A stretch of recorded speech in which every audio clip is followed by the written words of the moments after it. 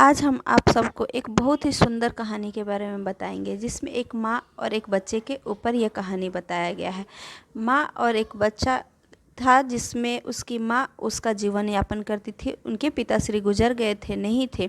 जब माँ और बच्चा बहुत ही दुखदाई जीवन व्यतीत कर रहे थे, तभी एक दिन बच्चा अपने माँ से पूछता है, माँ हम ये लोग इतने दुखी और गरीब क्यों हैं। माँ कहती है, बेटा हम लोग के जो भाग्य में लिखा है इसके वजह से हम लोग दुखी और गरीब हैं। माँ क्या हमारा भाग्य नहीं बदल सकता। हाँ क्यों नहीं बेटा, ज़रूर बदल सकता है और भगवान कृपा करेंगे तो ज़रूर बदलेगा। माँ भगवान कहाँ रहते हैं। माँ बोलती, भगवान सारे जगह रहते हैं।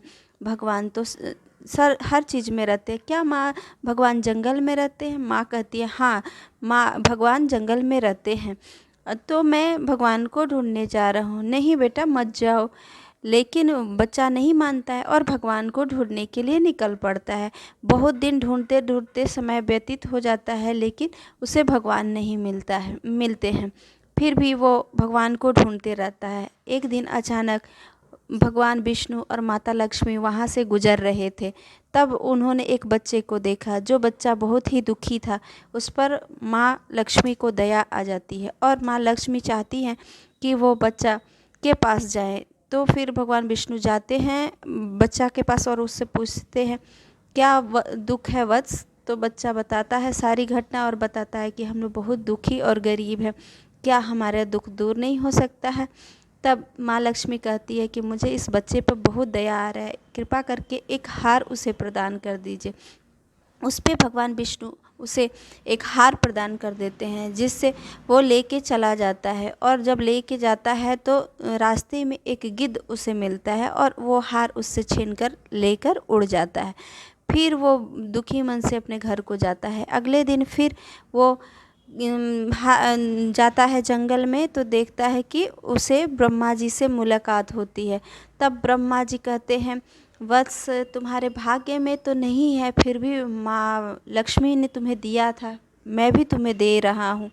भगवान खुश होकर उसे एक अंगूठी प्रदान करते हैं और अंगूठी लेकर वो अपने घर को चलने लगता है। रास्ते में जाते जाते उसे बहुत ज़ोरों की प्यास लग जाती है। प्यास लगने के कारण वो नदी ढूंढने लगता है। नदी मिलने पर वो पानी पीने के लिए झुकता है। जैसे ही वो झुकता है, तभी अचानक से उसकी अंगूठी उस पानी में गिर जाती है और उससे एक मछली निगल जाती है। इससे ब्रह्मा जी कहते हैं कि बस तुम्हारे भाग्य में ये सब कुछ नहीं है, फिर भी तुम्हें हम लोगों ने दिया। अब तुम जाओ भगवान भोलेनाथ के दरबार, अगर भोलेनाथ की कृपा होगी तो तुम्हें सब कुछ प्रदान हो जाएगा और तुम्हारा भाग्य भी बदल जाएगा।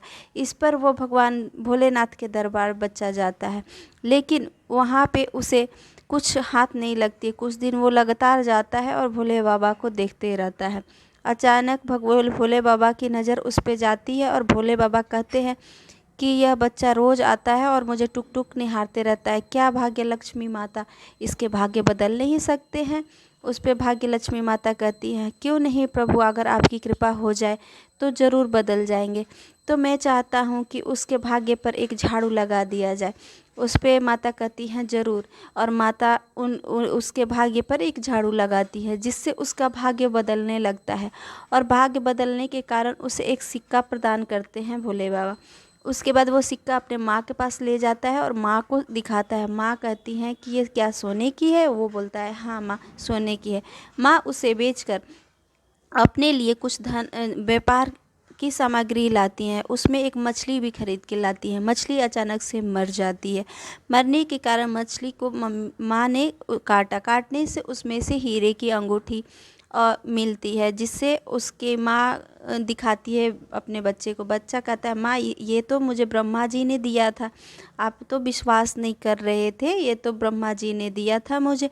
उसके बाद माँ बोलती है, जाओ वत्स जंगल से लकड़ी कुछ लेके आओ। लकड़ी लेने के लिए जब बच्चा जंगल को जाता है, तभी अचानक उसे प्यास लगती है। पानी पीने के लिए वो कोई बर्तन पात्र ढूंढने लगता है। पात्र ढूंढते ढूंढते उसे एक पात्र मिलता है, जिसमें उसके हीरे के हार मिल जाते हैं।